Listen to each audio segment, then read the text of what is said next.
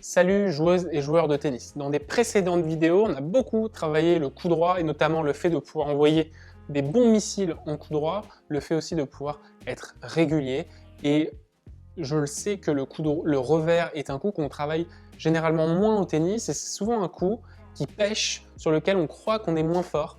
Et je veux vraiment mettre un doute là-dessus puisqu'en fait, c'est tout simplement, je pense, une mauvaise croyance. C'est aussi le fait que dans les clubs de tennis, on travaille plus souvent le coup droit, on a toujours plus l'habitude de commencer l'apprentissage par le coup droit, et donc on croit toujours qu'on a un moins bon revers.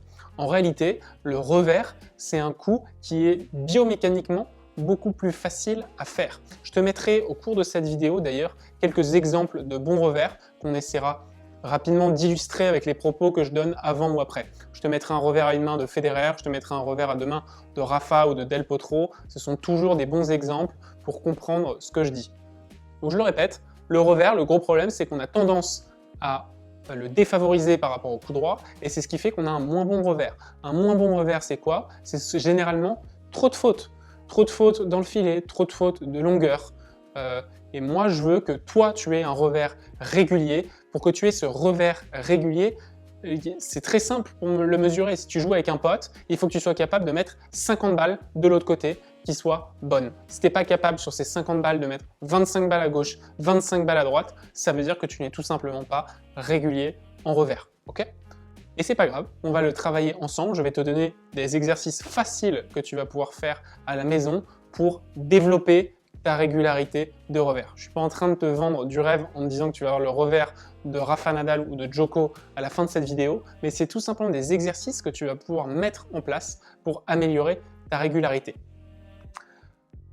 Le premier exercice que tu peux faire, c'est tout simplement être capable justement de compter le nombre de revers que tu es capable de mettre en face. Si tu notes sur ta fiche, je suis capable de mettre 12 revers sans faire de faute, l'objectif c'est que semaine après semaine, on fasse évoluer ce chiffre pour qu'il arrive à 50.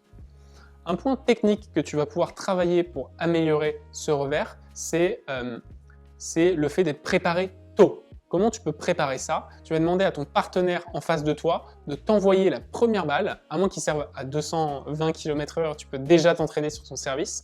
Tu vas lui demander de t'envoyer la balle hyper rapidement en face de toi. Ça veut dire que la balle arrivant hyper vite, tu vas devoir être préparé tôt pour frapper cette balle. Si la balle arrive vite et que tu ne te bouges pas, tu risques de te la prendre dans le ventre ou ailleurs. Et ça serait très dommage. Donc tu vas devoir très rapidement, boum, te préparer sur le côté pour aller effectuer ton revers.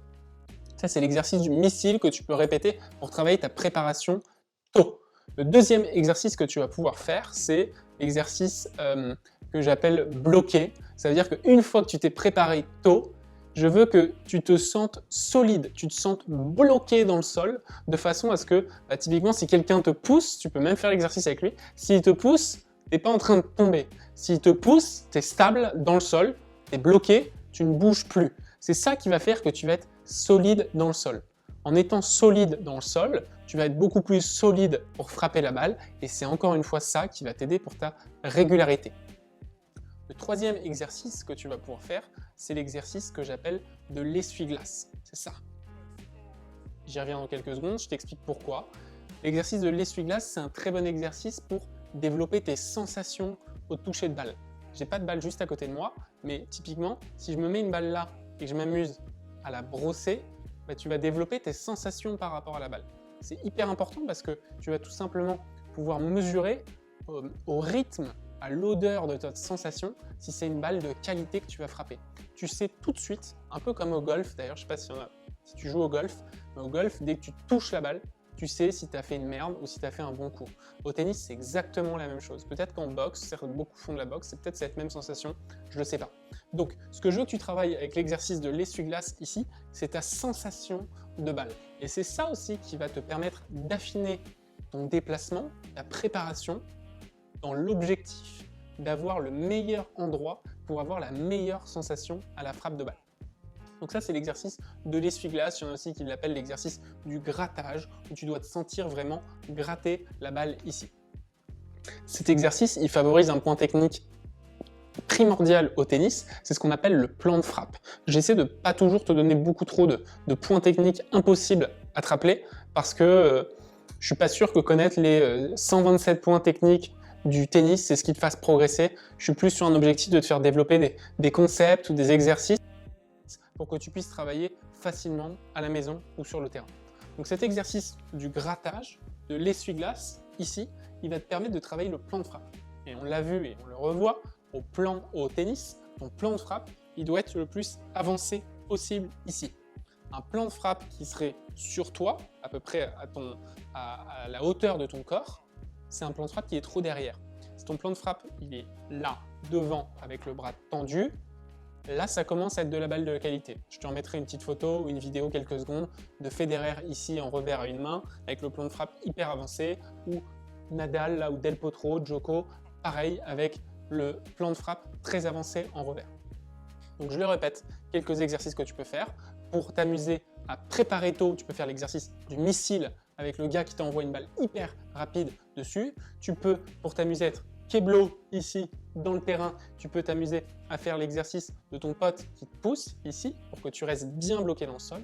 Ensuite, tu peux t'amuser tout seul cette fois-ci à te faire l'exercice de l'essuie-glace ici pour développer des sensations avec un plan de frappe hyper avancé.